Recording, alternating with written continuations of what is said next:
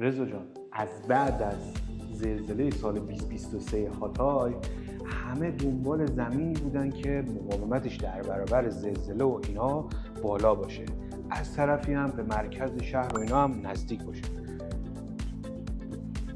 توی این 2-3 سال شما سن بناها رو میبینید دیگه اینجا. ببین چقدر اینجا الان برای یک سرمایه گذار خوب شده.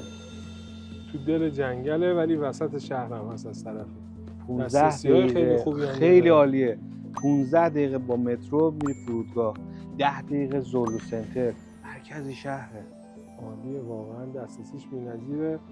فکر میکنم که اصلا حتی از نظر آب و هوا شاید بشه گفت خنک‌تر از خیلی از قسمت دیگه اسلام.